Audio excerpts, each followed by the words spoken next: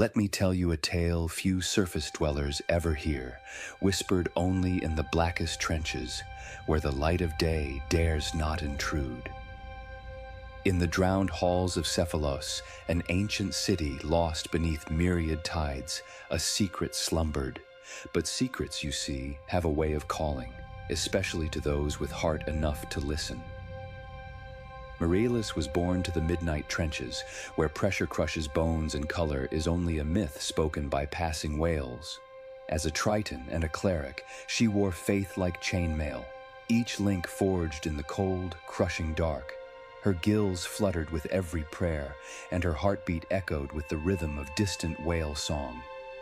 "Faith is not comfort," she would murmur, staring into the endless gloom. "It is the courage to sing when only the abyss listens." It was on the eve of the black moon, when the ocean stills and the world above dares not stir, that Miraelis first heard the call.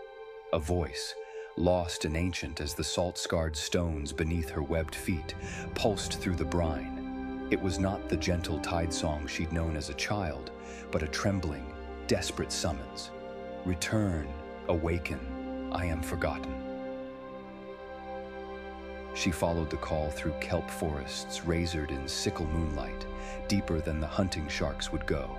Around her, the water grew heavy. The current thickened with something cold and wrong. Fish with too many eyes drifted past, their scales blackened with writhing shadows. Anemones wept in silent colors never seen by surface eyes.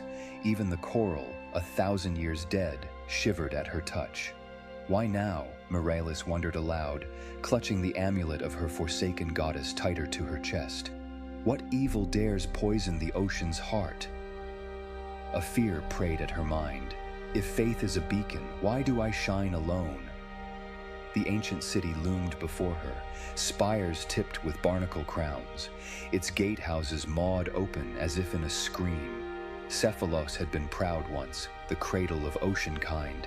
Now it slumped, jeweled arches cracked and weeping ink. Whispers snaked along its stone veins. Miraelis moved forward, each step conjuring memories from long before the first tide. Mosaics awash in the faces of her ancestors flickered in her peripheral vision, faces that seemed to mouth warnings she could not grasp. Within the ruined cathedral, where the seaweed grew thick as banners, she found the altar, or what remained of it. Trembling, she knelt. Around her, the air, if one could call it that, grew thick with unease.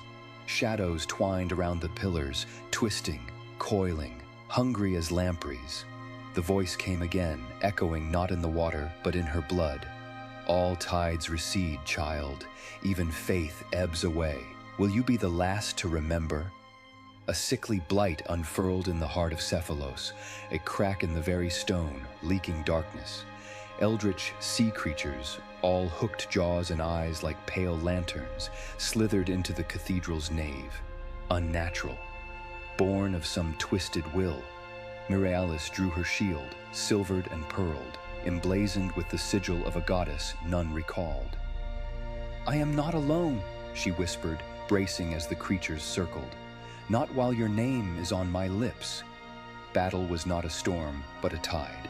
Ebb and crash, shield and prayer, silver fending off the crawling dark.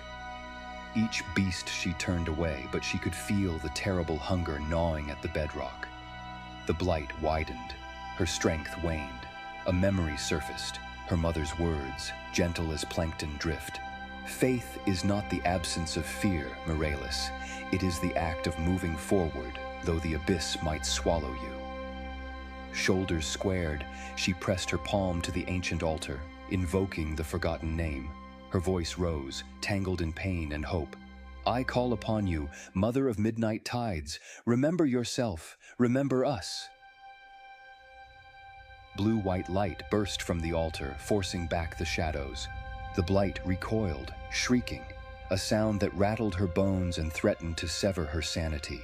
The creatures fell back, seared by radiance older than the city itself. But the darkness was not vanquished, merely bound. The crack shuddered, bleeding ink into the water, but could open no wider. The ancient goddess stirred, her presence a whisper, yet hope blossomed.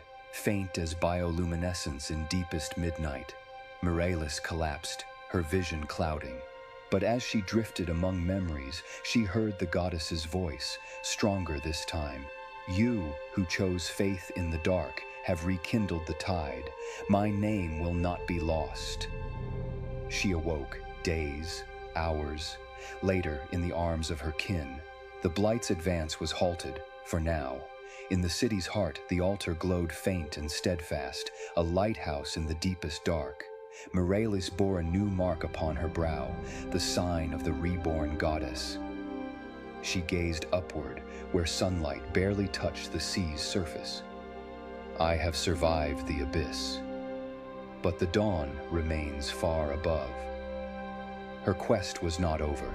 It was merely the turning of a tide. So when the currents shift and the deep sings of hope, remember the tale of Miraelis of the Deep Wardens, a triton cleric who faced the end of all tides with nothing but faith, and a song that rose even when the world drowned. What would you have done had the darkness come calling beneath the waves? Dare the depths and leave your answer in the comments. Suggest the next tale you'd see brought to light by fire or by tide.